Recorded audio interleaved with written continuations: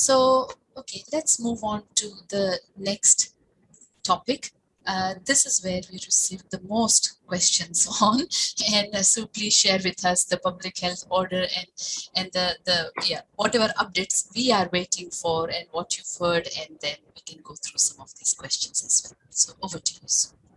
Okay, well, I said to Pinky yesterday, I wish that we were having this session after I have met with the ministry this afternoon.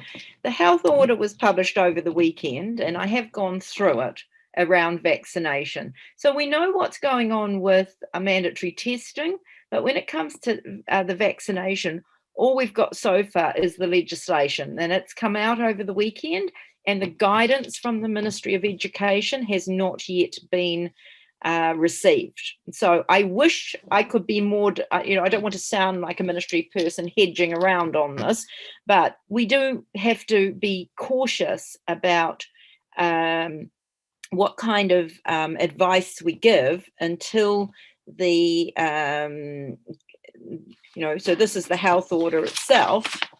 I've printed it off and I've been through it with my fine tooth comb, but we've certainly getting some legal counsel on it as well, and the Ministry of Education do need to also provide their guidance. So how you can support your teachers who do not wish to be vaccinated, well, in the end, some of the finer detail in here I still need a couple of answers to, but the main one, which is that come the morning of the 2nd of January 2022, when we all wake up, anybody who's not vaccinated and hasn't got an exemption is going to need to be not on site. So if you're thinking about teachers who stay in that category, so they're not vaccinated and they don't have an exemption, then the only way you can support them is to have them working off site. There is no middle ground on this. The exemption regime, we have been warned by the minister himself that the number of people who will meet the exemption category will be really small. That's what he has told us. The health order itself talks about someone being able to get an exemption from a medical practitioner. This is one of those areas where we need more detail. What will the criteria for that be? So if you've got staff who are holding out, hoping to get an exemption, based on what the minister's told us already, then I think they're going to be quite hard to come by and few and far between. As far as having unvaccinated people on your payroll, well, you're going to have to work out whether or not you can afford to keep them off-site working in some other way. That I struggle to imagine how you might be able to do that long term, or if you had a number of people in that category.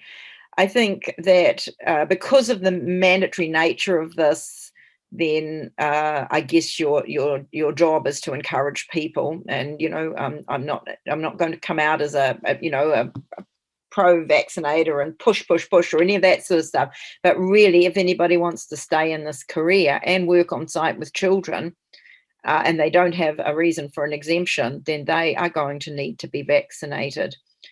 You don't need to let parents know about staff vaccination. In fact, you've got to be incredibly cautious about doing so. Vaccination status is personal information about an individual, and it's covered by the Privacy Act. And as such, it can't be shared except with people, I guess, who need to know. So the owner of the service might need to share that information with, say, the centre manager or something, but then so that they can organise the rosters or whatever. But it's not something that parents have a right to know. If somebody gives you permission to share their vaccination status, then you can, but that permission would have to be gained, and I'd certainly be gaining that in writing. What I am investigating at the moment is whether it's feasible for a service to say 100% of our staff are vaccinated. in which case indirectly you are sharing someone's vaccination status. But when we get to the 1st of January next year, this question isn't going to be relevant anymore, simply because if they're not vaccinated, they can't be there. So everyone will know that everybody at the centre is vaccinated. And you'd have to be careful about talking about people who may have an exemption. So between now and when everybody's got to be vaccinated, I'd be very cautious and just explain to everybody that that your service is meeting the requirements of the public health order, or something sort of more general like that, rather than actually, you certainly couldn't name people. And even if you said something like 80% of our staff are vaccinated, and you've got 5 staff, then, well, that means 4 are, and I wonder who the one is that isn't, that kind of thing. So you're just going to have to be cautious about that. I think it is much safer game to play to simply say that our service meets all the requirements of the public health order and the guidance from the Ministry of Education. But we have got a question into the Ministry about this, and I will update you if they come back with something different on that. As far as the vaccine policy for the centre is required, if you've got a vaccination policy currently, then you probably want to update it to include that you will meet the requirements of the COVID-19 Public Health Response Vaccination Amendment Order number 3. You might want to include that. But if you haven't got a vaccination policy at the moment, you don't actually have to have one to cover this, because this is law, this is mandated, and so you don't need a separate policy as such, unless, Aero start running around and saying that you do. But the Early Childhood Council, I know, has got a vaccination policy that's on their website. We'll get that updated, but it's certainly not something that you have to run out and get done, because this is mandated. Sorry, Pinky, you're going to say something to me? No? No, Sue, no, nothing. I was just pointing out one message is it okay to let parent board members know for governance reports? Do you, and as far as sort of, it's a need to know basis. So you, in your board report, you might say that we've got to a certain percentage, something like that. You certainly couldn't list the staff in there. Well, I wouldn't think it appropriate to list the staff and all their names and who's vaccinated and how many doses they've had and all the rest of it. That's not something that, in my mind, that the board needs to know. The board needs to know you're meeting the requirements of the Act. You would probably want to highlight to the board the risks around staffing shortages, if you've got any risk in that area because of staff that are hesitant or have made it clear they're not going to be vaccinated. So that would probably come into that risk category, where the centre manager would identify the risks to the service, and you might say that we are likely to have, three vacancies or such, or whatever. But certainly they would not need a list of the vaccinated staff. That register, I would not see being general, freely available information to all the board members, because I fail to imagine how that would be on a need-to-know basis for them. Okay. Vaccine mandates and employment law responsibilities for ECE owners. Well, I guess what I'm reading into this question is that if somebody doesn't get vaccinated, where do you stand legally as far as terminating that person's employment? Is that what we're talking about? Yeah.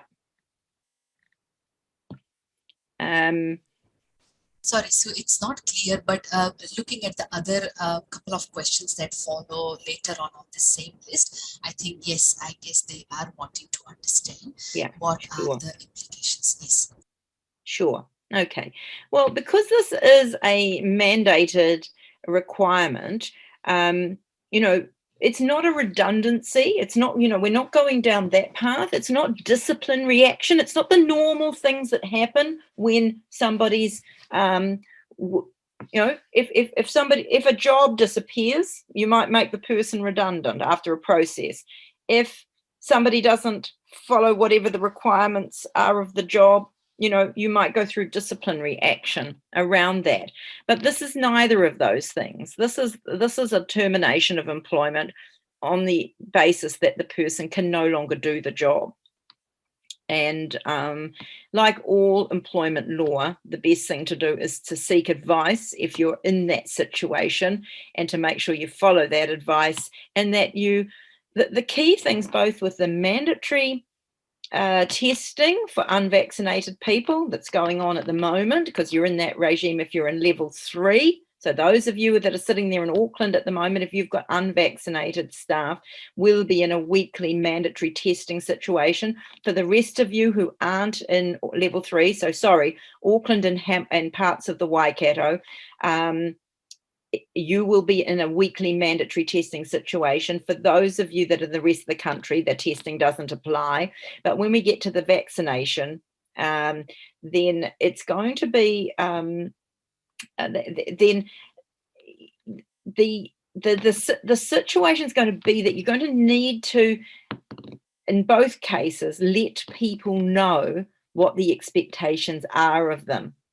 What does the mandate say? And it's interesting, in both the health order around vaccination and the health order around mandatory testing for level 3, there is a clause around advising staff of their obligations under this order. So it's not just a case of they're supposed to know and then they don't do it and then they're terminated. The PCBU, or that's the employer, so that if you think about health and safety law, we talk about the PCBU, that's that term in there, and they're using that same term in these health orders. Those orders will, or that PCBU has an obligation under both of those orders to let the staff know what they have to do. And then if the staff member doesn't do it, well, then we get to a certain point where their employment is terminated because they haven't followed it. But it's not just a case of, well, they didn't do it, terminate it. You have to tell them what they needed to do. I hope that's clear for everyone. But, you know, if you get to that point where you're terminating someone's employment, you should have been seeking advice about that. Terminating employment and these sort of in any sort of situations is not something to go alone. As I've always advised people, that you get advice when you're in that sort of situation, because normal employment law does apply as well. But someone doesn't have a right to continue to work when they have not complied with a lawful mandate that has come from the government. This overrides any of those other things, but it doesn't override the need for you as an employer to follow due process. If people are meeting the regular COVID testing requirements, can they stay unvaccinated? The COVID testing requirements only apply in level 3, so I'm going to assume this is a level 3 centre question. They can stay unvaccinated at this point, but not long term. Okay. The moot point at the moment is, can they stay totally unvaccinated after the 15th of November? And that is a question I still need an answer to. But absolutely, regardless of the 15th of November date, it doesn't matter what level you're in, where you are, how much testing you do. Come the 1st of January, that'll be the last day anyone can work unvaccinated. No one will be working because it's a public holiday anyway. So you come back on the morning of the 2nd of January, no one can work unvaccinated unless they have an exemption. And you're going to be keeping a register which will include all the vaccination details of your team. and that register will also include the details of any exemptions that staff have. So everybody that's in your organisation will be on that register, and they will either be fully vaccinated, or they'll have an exemption, or they won't be on that list. And if we're talking about staff that work, or people that work on site.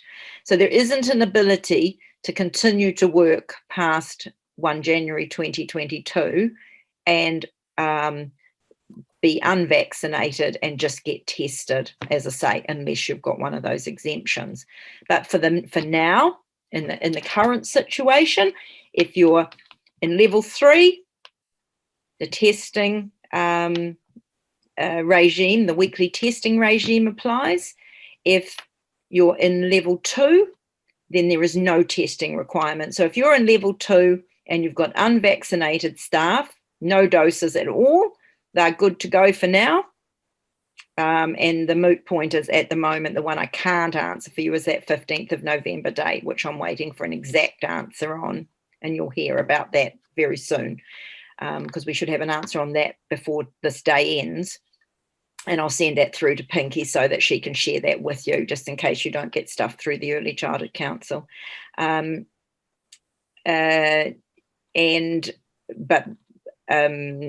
1 January is the deadline for that. Do parents need to be double vaccinated to help on excursions or attend centre events? Really good question. And I asked this of the ministry a couple of weeks ago, but I was asking about it in relation to the mandatory testing, because at that stage that we didn't have the vaccination order. And the ministry haven't been able to answer that. So I asked them about a few things. There was, what about parents who come to the centre? 1, to settle their new child. 2, to look around because they're prospective new parents. And 3, to attend an event. You might be having, Christmas or a grandparents' day or whatever else it happens to be. And then, of course, the excursions as well. I haven't had an answer on that question around mandatory testing for you level 3 people. And I haven't, and we are now asking the same question in relation to vaccinations. I don't have an answer for you on that. What we do know is that originally, when they talked about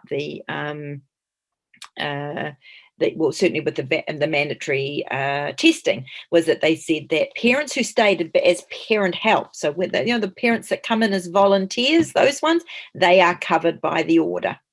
So whether or not it's the person is in paid employment or is unpaid as a volunteer, it doesn't make any difference. They're still covered by the order.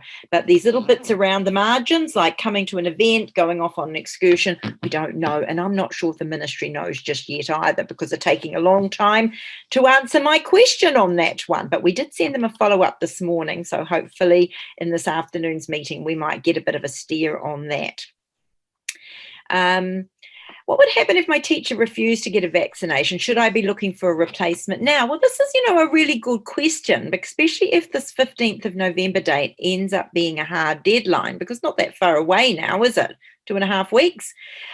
So you certainly have to give everybody all the opportunity to get vaccinated, to change their mind, all of those sort of things. So you can't replace someone before the mandatory deadline comes in. If the 15th of November ends up being a mandatory hard deadline, which please don't write that down that it is, because I don't know yet, but if it is, then it would be a perfectly feasible thing for you today to do now, to sit down with that, let's call it your anti-vaxxer, don't take that offensively, but your teacher who's refusing the vaccination, and say, hey, look, come whatever date, whether it's the 15th of November or the 1st of January, you're not going to be able to have your job here if you continue with this approach. So just to let you know, we're going to advertise. We're going to go through a process, but we're not going to appoint anyone until such time as you can no longer work here. And that would be an okay employment thing to do. So you're making it clear to them that you're not replacing them yet. You're not taking their job away from them. You're leaving the door absolutely wide open for them to change their mind. But there will come a point where, unless they bring you the exemption certificate, and remember, those exemption certificates aren't going to be available to people who just don't want a vaccine for whatever reason. Those are going to be really, these are medical grounds. And if somebody was not able to have a vaccine due to medical grounds, you're probably going to know that already. So if it's somebody who doesn't want the vaccine for whatever reason, then it's probably, it's going to be okay for you at a certain point to have that chat with them and say, your job's still here. The last thing I want to do is have you leave, but this is what we've put the job ad in on the basis of what you've told us, so we can get the ball rolling. Don't do that yet. Do not do that today. Wait until we find out what the situation is with the 15th of November date, please. Because if it turns out that people can continue to work unvaccinated past the 15th of November, which I've just got this little bit of an inkling that they're going to be able to, I think it might be a soft deadline, then you would not want to be job advertising at the moment. That's way too soon, because that's still, 2 months away, and you want to give this person sufficient time to change their mind. And you certainly do not want to appoint someone to their job before the expiry of the time that they're allowed to work. So I hope I've made that clear. I don't want any of you getting into employment trouble because you replace someone before they're in a position to no longer work. Okay. Parents do not need to be vaccinated unless they are there as volunteers. Okay. So parents, the dropping off and picking up parents, those ones do not need to be vaccinated. And hopefully that next question is quite a general one, but hopefully I've covered what you need to know there. In our bubble of 10, what happens if someone pulls out? Are we allowed to invite another child in? Yes, you are. You're allowed to replace children who leave the bubble. So if someone goes off to school, or somebody just changes service, or stays at home, or whatever else it happens to be, then that leaves a space in your bubble, you are allowed to bring a new child in to replace that person, to replace that child. What you can't do is take your bubble, which is, say, these 10 children on a Monday, and then one of those children only attends Monday, Wednesday, and Friday. So on Tuesday, you fill that bubble with somebody else because that child's only a part-timer. You can't do that. So once the child leaves, they can be replaced, but you can't fill the bubble up each day based on the fact that some children are part-time, which I know is a real hassle for some of you, because when you formed your bubbles back when bubbles first came in, you did take part-timers, and now these part-timers are creating a little bit of a bottleneck for that, now that you've got other full-time families that want to come back. What is the direction for ECE with the government new traffic light COVID response? Well, look, that's a question we're asking this afternoon, because we need clear direction on this. I absolutely get what you're asking there. At the moment, you're sitting there in your bubbles of 10 in level 3 with no clear pathway out of them. And that's not good enough as far as I'm concerned. And that is a question for this afternoon, and one that I hope the ministry has been thinking about. There's been a whole lot of stuff on their minds, I know, but they're a little bit probably disconnected from the reality of trying to run a service in Auckland and Waikato where you've got bubbles of 10 and and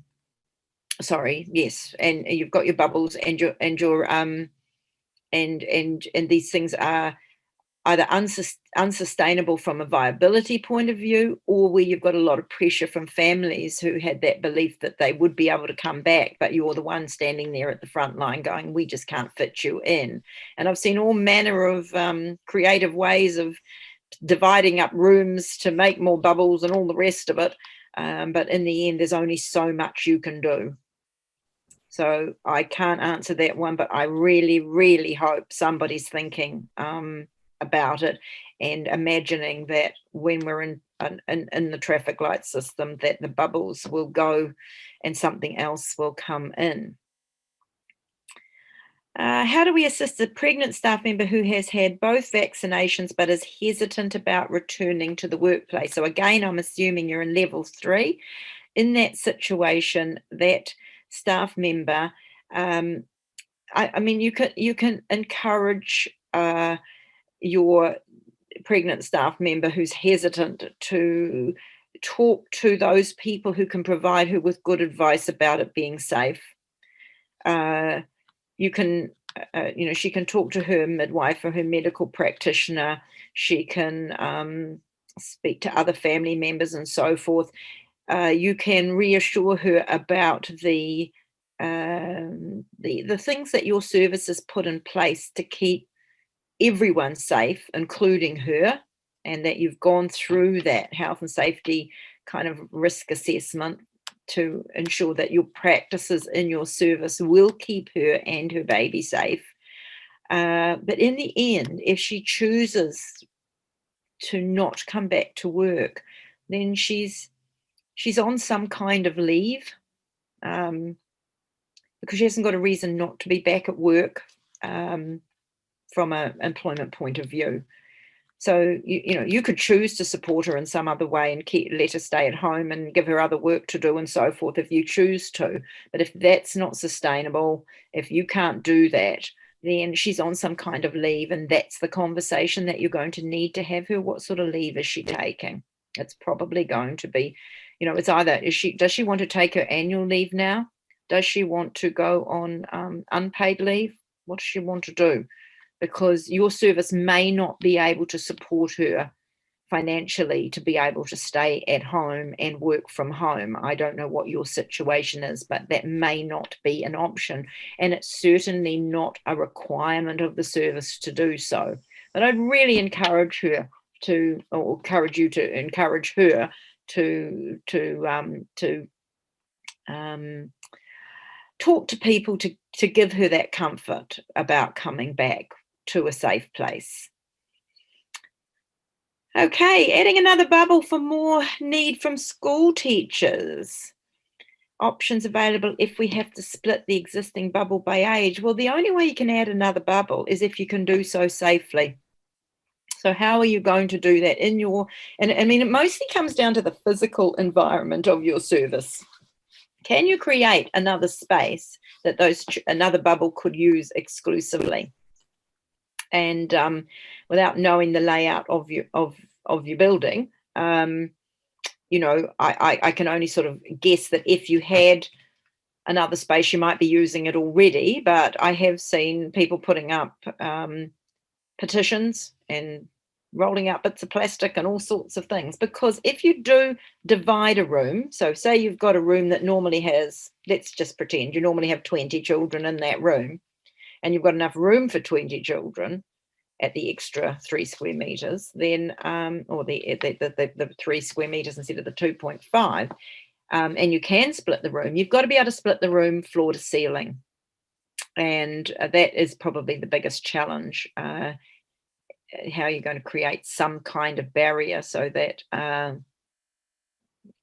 this is an airborne virus, and so that it can't get across from one space to the other. So in the end,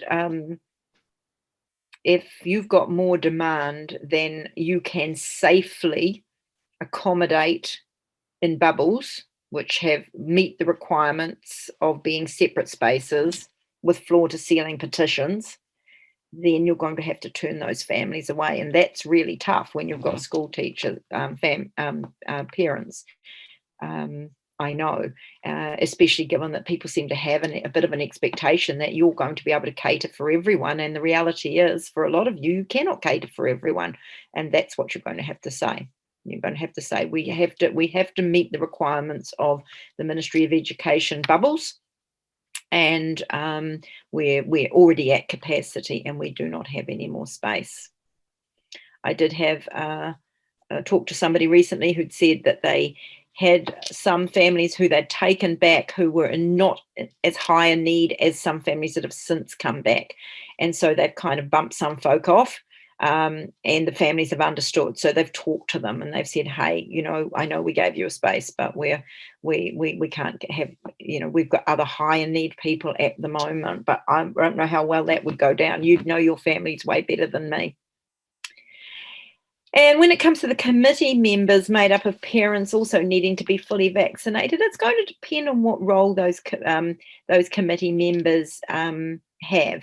So if their role when it comes to being on site at the service when children are there is simply in your opening hours, if their role is just to pick up and drop off their own children, like a lot of committee members do, then they're no different to any other parent at that time. So they don't need to be fully vaccinated. They are just any other parent in that role. And if they have their board meetings on site, but in the evenings or on the weekends or at one of their houses or something, then none of that gets caught by the vaccination schedule order. However, if those committee members come on site and do other stuff during your opening hours as part of their committee role, then they will fall into that needing to be vaccinated because they will be a volunteer who's coming to do something. So probably just depends a little bit. So it's not a blanket, yes, all committee members must be fully vaccinated. It's going to depend what they do on site during your opening hours when children are there. Good. So there's one more question on the chat from Sheila. Do you know if air filters are going to be mandatory? Will this be funded? I haven't heard anything about air filters being mandatory in early childhood, and I know there's discussion about it going on in schools. We have a requirement to have a certain amount of ventilation anyway as part of the licensing criteria, and there's been absolutely no shift on what the current requirements are around ventilation, and nor any discussion about it. If there was, I'd stick my neck out and say I doubt there'd be funding attached to it. That's just my guess. But there's been absolutely no whisper of it in any of the circles that I've been involved in. So you will need to keep up your ventilation in the same way that you would under the licensing criteria.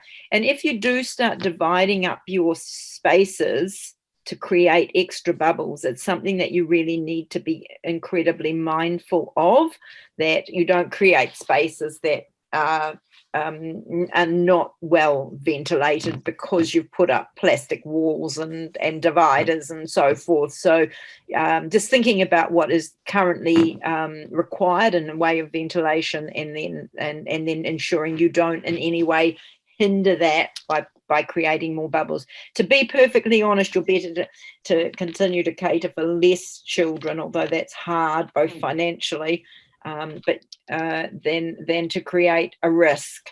My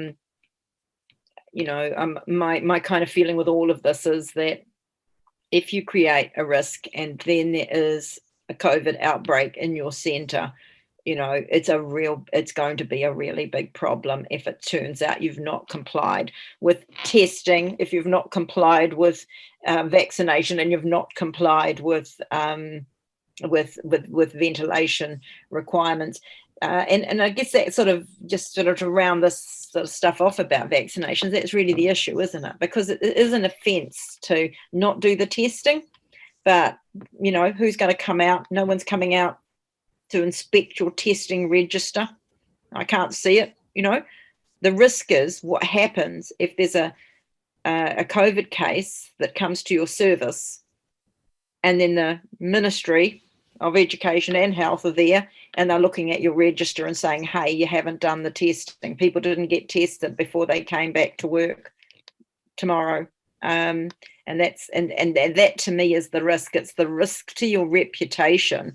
It's not the fines. I mean, nobody wants to be fined, but the risk is to your reputation if you're a service who has a COVID case, and then when they look at the paperwork, you've got unvaccinated, untested staff, and you're in a level 3 area.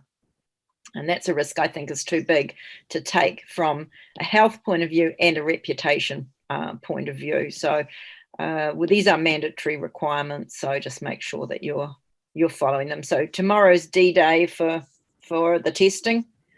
So anybody that doesn't bring you that negative test by today, they're going to not be coming to work tomorrow.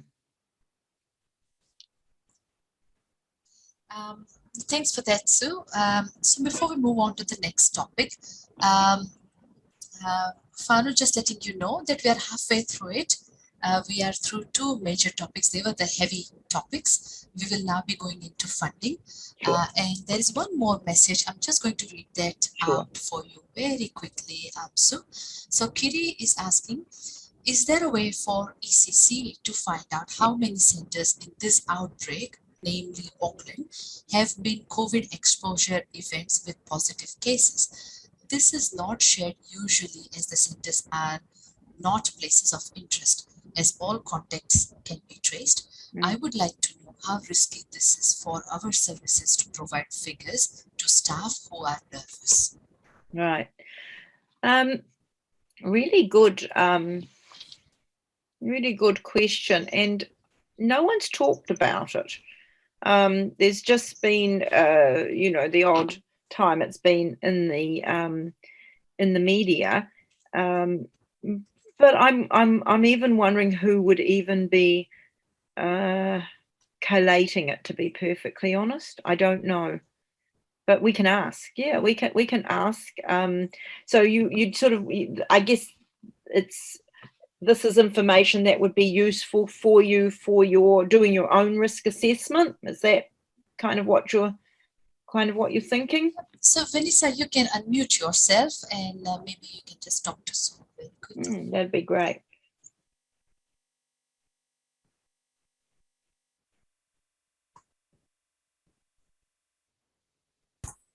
Sorry, I couldn't find the button.